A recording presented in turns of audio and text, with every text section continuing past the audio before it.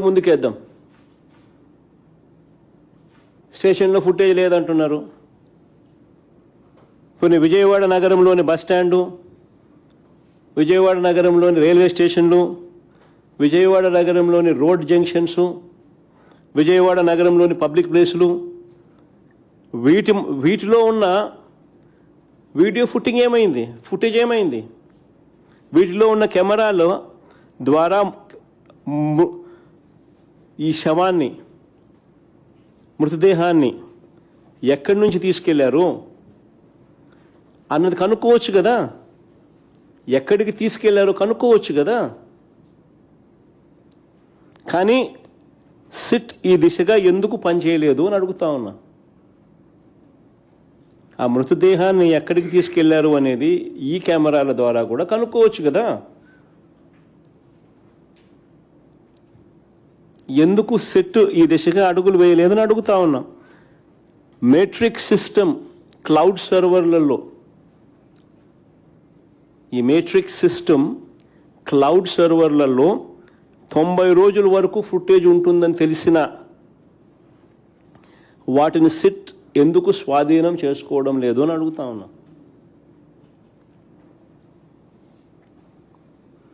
ఇంకా ఒక అడుగు ముందుకు ఏమంటారా? ఇంకా ఆశ్చర్యం కలిగిస్తాయి.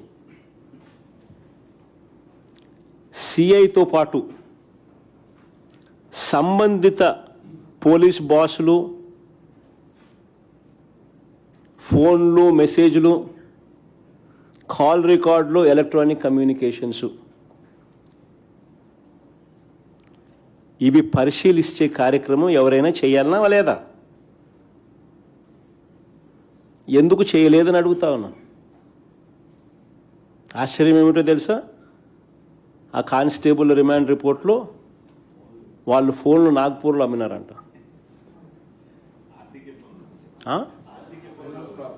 ఆర్థిక ఇబ్బందుల వల్ల వాళ్ళ ఫోన్లు నాగ్పూర్లో వాళ్ళు అమ్మినారంట. అసలు ఏమిది? మనిషిని చంపేసినారు, శవాన్ని కనపడకుండా చేసేసినారు, వీడియో ఫుటేజ్ లేదు, మాయం చేసినారు.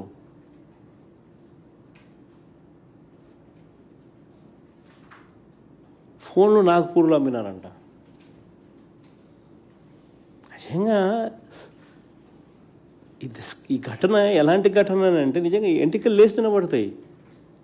అంటే ఒక సామాన్యుని పరిస్థితి ఏమిటి అసలు ఈ విజయవాడలో హెడ్ క్వార్టర్స్లో? ఇది మాదిరిగా సామాన్యుని పరిస్థితి హెడ్ క్వార్టర్స్లోనే ఈ మాదిరిగా ఉంటే ఇంకా రాష్ట్రంలో ఇంకా మారుమూల ప్రాంతాల్లో పరిస్థితి ఎలా ఉంది?